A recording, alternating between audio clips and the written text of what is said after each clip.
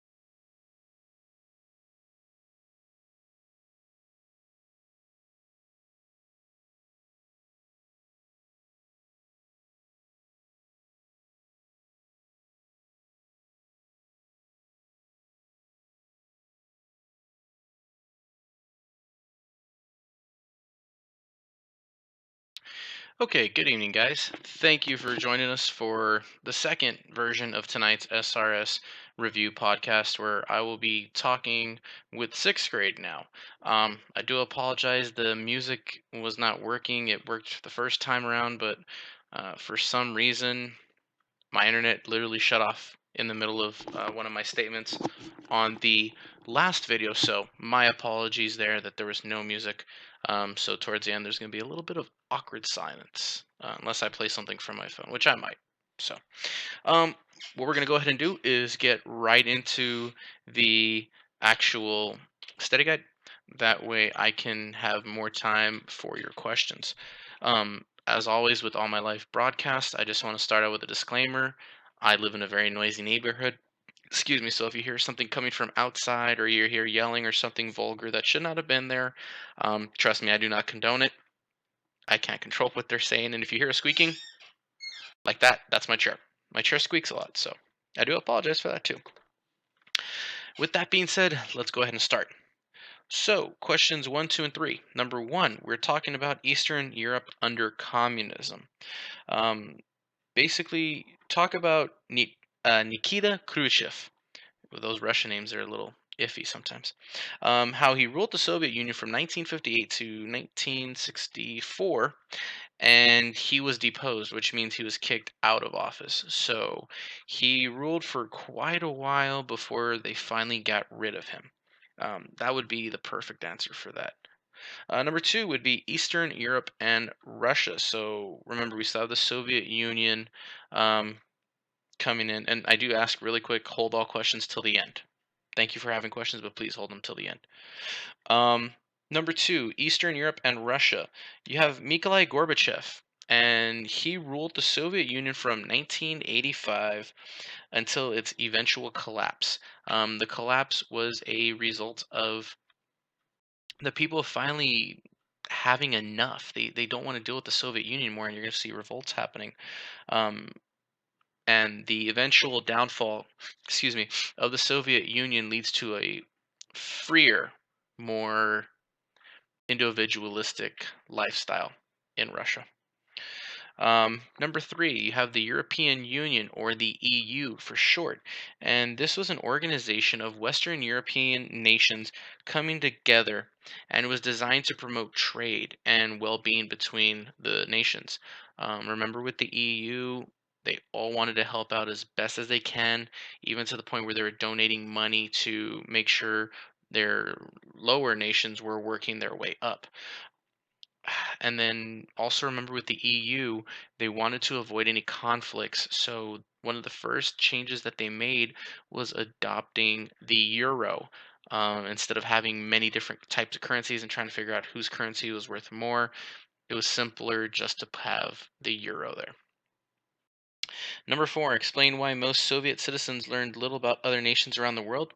Simply put, the Soviet government had control on communications and publications during this time, which means you're going to see a lot of censored content. And what do I mean by censored content? Um, no, that's not like, you go to the movies and it's things you can't see, rated R, not for children. No. In this sense, they're talking about censored where if it does not praise Russia and the Soviet Union, then it's automatically bad. We have to censor that. So you're either going to praise Russia and the Soviet Union, or we will censor and take away your work. Basically, getting rid of that artistic freedom, the I'm sorry, I blanked out there for a second. The artistic freedom in terms of paintings as well as the literature that was being created at this time. Number five, how did the Soviet Union change during 1991? You're going to have a group of traditional leaders trying to take over and lead the Soviet Union in a more peaceful and, in a sense, democratic way. Unfortunately, it failed, even though many reforms were made to try and help that. And as a result, you're going to see the republics start to realize that they can handle themselves and to declare independence from the Soviet Union, which also led to its destruction is not the right word. Um, I'm sorry, I'm blanking out. For lack of a better word, yes, the Soviet Union was destroyed when you have these nations declaring their independence. Dissolved. That was the word. Dissolved. Good. All right, number six. So they ask you to list three of Russia's natural resources. You could have said oil, coal, iron, lead, gold, natural gas. All are acceptable answers, and you just needed to name three. Why did they ask you about this? Well, they want you to know the natural resources there to get an understanding of how Russia's economy works. And what are they going to sell? What can they make? How can they sustain life, basically? Number seven, what is the importance of the European Union? As I stated earlier, the importance is basically to bring nations together and to get their economies together and to reach that higher plateau. They want an economic union. And as a result, you'll see trades increasing, as well as mobility of supplies. You're going to see less conflict. More people are just going to be generally happy because they have the freedom to run their businesses the way they wish, as well as buy things that they wish.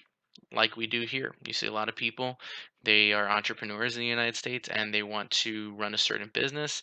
And as a result, they make money for their families and they make purchases that they want. And they are their own boss. And that's what's going on here with the EU. Sure, they have to listen to the government, but they're going to be their own boss and run their own businesses. And doing so also avoids conflict. So that's worth noting. Number eight, identify at least three of Europe's major centers of the arts, business, and learning. You could put down Paris, London, Madrid, Rome, or Amsterdam. Those are all acceptable answers. Paris, London, Madrid, Rome, and Amsterdam. Okay. Number nine, one goal of the European Union is to raise the standard of living or quality of life for citizens in all of its member nations. Number 10, under the Soviet system, the government owned everything and no private property rights were recognized. Number 11, in a parliamentary republic, the head of the political party with the most seats in parliament is the leader of the government. So 9 is standard of living, 10 is private property rights, and 11 is parliamentary republic. Okay. Now, number 12 and 13, they're asking you to use an electronic card catalog. Now, you are definitely going to see something exactly like this on the test. So let's look at it really quick. At the top of it, the search request is for modern Europe. So they're searching for modern Europe. Um, Note the subject, Europe, comma, modern. These can also be considered keywords. You're looking for specific words that are going to help you find what you are searching for. Um, the author would be Cook, Chris, and Stevenson, John. The title would be The Longman Handbook of Modern European History. When was it published? It was published in New York. The company was Longman Incorporated. and this took place in 1987. 1987. Okay. So next, um, special features. That's basically saying, well, what's extra in there. In this case, the special features would be maps, bibliography, and an index.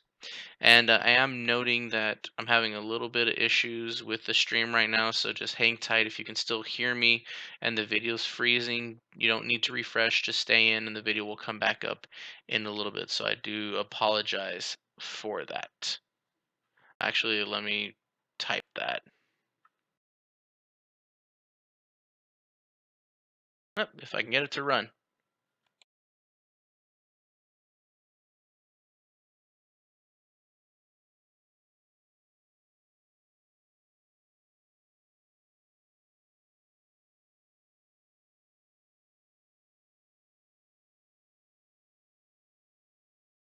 So, it's nothing on your side. This is all Time Warner's working, so I do apologize for that.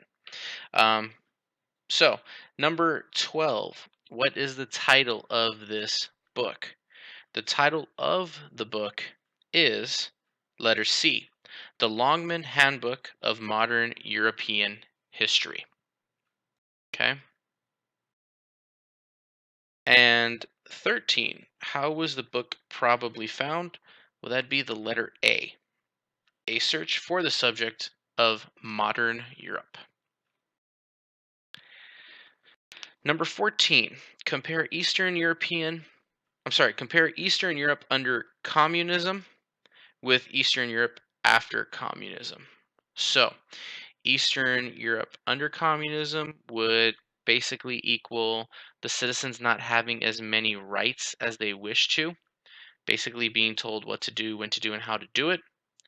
And then with Eastern Europe after communism, you see the people are more free. They're able to, like I said, sell what they want to sell, do what they want to do in any way, shape, or form to make their money.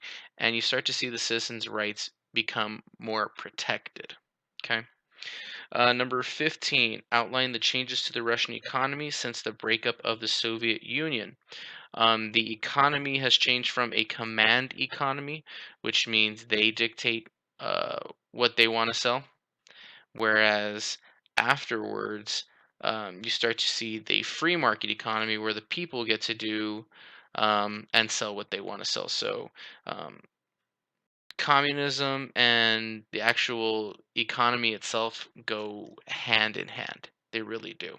So, and number 16, did the European Union adopt the euro before or after the fall of the Soviet Union? And that would be after. Okay. So I'm noting that I'm having a lot of issues with the internet and it's actually dropping my frame and bit rate quite a bit, which could mean um, a multitude of things. What I'm going to go ahead and do for you all is I'll go ahead and take note in the chat really quick.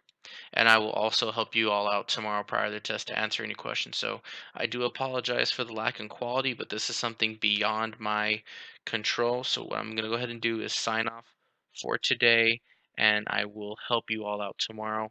I once again do apologize and thank you for tuning in.